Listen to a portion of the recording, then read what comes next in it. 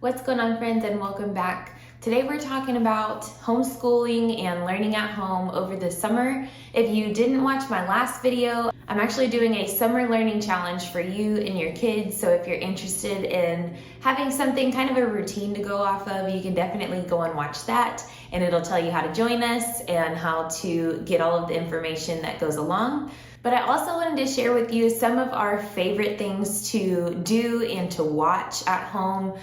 Our homeschool schedule is going to carry throughout June and July. So we are still learning at home, keeping somewhat of a learning routine and adding in that summer learning challenge that I was just mentioning earlier. But I wanted to talk about some different videos and things that you can do if that is not really your schedule, even if you're just home for this summer, if your kids are home for the summer and looking for things to keep them occupied, keep them entertained, and some fun things to watch right here on YouTube as well. So that's what we're going to talk about first. So if you guys are about my age, this will kind of spoil it for me, but if you remember the Magic Treehouse books, it was like a whole series of this brother and sister who go on all of these adventures, and they're given like riddles or challenges from this person who's like magical, and they find this treehouse in the forest near their home, and it takes them all different places, all different times in history to different locations so that they can explore. Those books are so stinking cool to me. I really enjoyed those as a kid. I used to read them like as my kids were eating snacks when I was a teacher, or if we had like indoor recess, they would even choose to listen to one of those books. So on YouTube, there are lots of different accounts of people who are reading those books aloud. I think there like are 30 or 40 of them. And we started because we have like a set of 6. But ours started with book number 9. So we went back and looked around on YouTube, and I'll link below some of our favorites of all of these that I'll mention, but specifically of one of my favorite people who reads the Magic Treehouse books, because the book is laid out so you can also follow along and see the pictures and all of that. So I really enjoyed that. They have a nice, calm, soothing voice. So even during lunch, sometimes instead of, turning on Disney Channel or watching PBS Kids, it's nice to have a little break from those cartoons and kind of get lost in a book, especially when it comes to reading and listening to reading. That will really help your kids and even encourage them to come up with their own stories, to get more excited about reading and getting into literature altogether. So that has definitely happened, and I've watched that bloom in my son, so I wanted to pass that along to you guys as well. So they're called Magic Treehouse, and I think the first one is like Dinosaurs at Dawn or something like that, if you are looking for it. But like I said, I'll link down below the favorites that we have. Okay, so on a more fun, like active note, there are 3 different accounts, you would say. The first one's definitely an account, and then the other 2 you can find on various different pages. But like I said, I'll leave everything below for you guys so you can find that as well. The first one is Scratch Garden, and with Scratch Garden, it's animated, but they have all different kinds of educational videos that they make like silly songs to, or have catchy phrases and like sayings that will help kids to remember the different skills and topics that they're discussing. So there's even money, and I know they have it like for various areas around the world. They're money songs, so you can learn like their different currencies and things. They have anything from like counting to fractions to feelings. And then they also have some fun ones like Baby Shark, freeze dance songs, the floor is lava. So there's all kinds of different things that your kids will be engaged and entertained by. I even enjoy watching them, and some of them are really silly. So even as the parents, it's kind of fun to see how different learning has been put together by different creative people, so that it'll be fun for our kids and more enjoyable for everybody, really. The next one goes along, and that's Go Noodle. So Go Noodle has their own site, and I know that things have changed over the last couple of years, so you can look into what they have on their site as far as learning at home resources.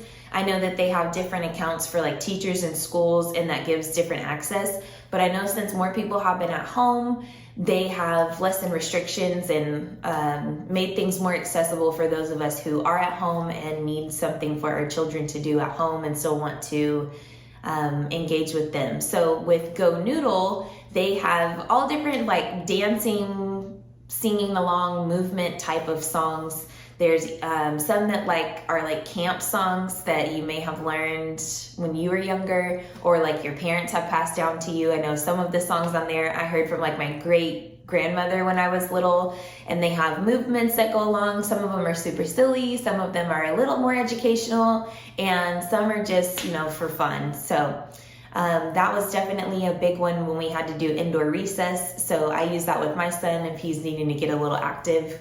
It has been so rainy here lately, so it's been much easier to do something inside that's like that. And it's always fun. They love whenever you play along too. So it's fun for everyone to kind of get involved and to pick different ones and check out different ones along the way.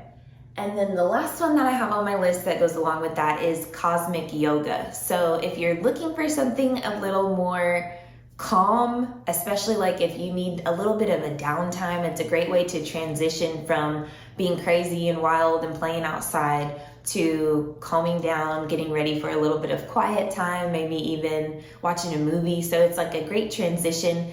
Usually they tell a story or like the plot of a movie. I know that there are some on YouTube that have like the Frozen storyline, and the instructor is just telling the pieces of the story as the movements match. So not only are your kids practicing their listening skills, but they're having to pay attention and process all of what they're being told and the movements that they're watching. So it's a great way to mix all of them together and have a little bit of a quieter activity. And then the last one that I want to talk about as far as YouTube goes is Jack Hartman. So if you have not heard of Jack Hartman, he is a sweet older gentleman who has a YouTube channel, and he has all kinds of songs, and I guess they're like entertainment and educational, if that makes sense. And it's silly because he's like somebody's grandpa, but he's made all of these fun sayings and songs that are perfect for little kids, especially like early elementary. But there's everything. There's counting, there's rhyming, there are sight words. So the sight words is kind of where my son is in needing to have more practice, and I want to make sure that we don't lose any of those sight words that we've already covered. So that is a great way to continue the trend of exposure with learning sight words, with like watching, seeing, and playing with them and using them in various ways. So by having it more of like a game or more of like an entertainment type of tool, it's easy for your kids to attach to that. It's not as monotonous as learning can be sometimes, let's be honest, and it provides just a little bit of a mix-up in your regular routine of learning. They just need to go ahead and sponsor me. I talk about these all the time. If you don't have these little photo cases, get them, because they will save your sanity. So I know that I was talking about YouTube, but what happens when our kids want to get out a million pieces to a puzzle or an activity, and you're just like, I cannot do this right now. And I am that mom where it stresses me out to have a million things out at once. I'm always telling my son, please pick this up before you get this out, because I hate having 90 billion pieces of things to pick up at the end of the day. And I'm trying to also teach him to do the same. That way, when it's time to clean up, it's not as overwhelming. And if everything has a home, then your kids are so much more independent in putting their own things away, especially when they're home a lot, whether you homeschool or over the summer months, they're gonna be home a lot, or you've been doing virtual learning at home this whole time. When your babies are home, it's so hard to feel like everything can stay organized, and that's even a possibility, but it can be, and it's so much better to be having them work on that independently as well. Work on cleaning up after themselves, putting things back where they belong, yada, yada, yada. Now, setting up the systems for that is half the battle, but it is so, so worth it. And I absolutely love these, and I talk about them all the time. These are photo boxes that are in here, and I'll show you what those look like in just a second. But this is like a huge container that keeps, let's see, I never know, 1, 2, 3, 4, 5, 6, 7, 8. So 16. So you can have like 16 things for your kids to do. So we all know on Pinterest, there are tons of opportunities to print things off, find cute activities, but then what do you do with all the pieces afterward? This is the answer. So this is what a photo storage box looks like, and I believe that these are the 4x8s or however big the pictures that go in this size container. They have a latch on them, so everything will stay inside and stay secure. There's no little creases or anything like that. So it's a great way to store all of those activities that have a million pieces. And then in my video that I posted like a couple weeks ago when we went to Five Below, they also had like a little art box there, and I think that that was only $3. So those I think are cheaper than something like this, but they were a little bigger and it didn't have like a big box where you can store multiple. But there are tons of options. You know me, I'm always talking about go to Dollar Tree, and I'll show you guys in a little bit what our like craft closet looks like. So that might give you a little bit of inspiration on how to keep all of your materials and things that your kids can use in a place that is visible, organized, and that they can put things back so that you don't have to.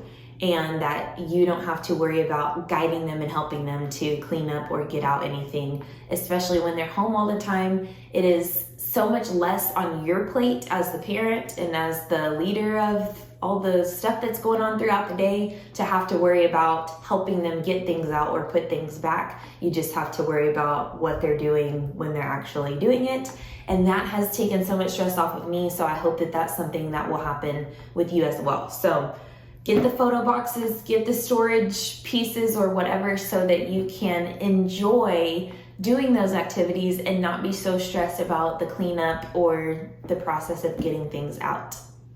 You can find so many different ideas of things to do on Pinterest, here on YouTube, even on my channel. I've posted different things that we have done for our school that could easily be transferred into like a fun learning activity, or even just like an I Spy type of game where you can keep your kids entertained. It's very low prep and it won't drive you nuts getting the materials for or putting away and clean up and all of that jazz. And one thing that we enjoy doing is sight words. So for every one of these sight words that my son gets correct, we have like a little reward system type of thing. So once he gets however many points, then we go to Five Below and he gets a toy or a kit of some sort. I know he's picked like many different things. One time he just wanted a pack of erasers that were shaped like breakfast foods. So there's all kinds of fun stuff that you can do to set up kind of a way of keeping your kids entertained, keeping them excited. Even over the summer, I know whenever learning is kind of in the back of everyone's mind, you can still sneak those little things in there. Another way that we have also practiced some things is kind of like a scavenger hunt around the house. So for instance, say that your child is working on division. You can, of course, my neighbor starts doing their yard right as I'm doing a video.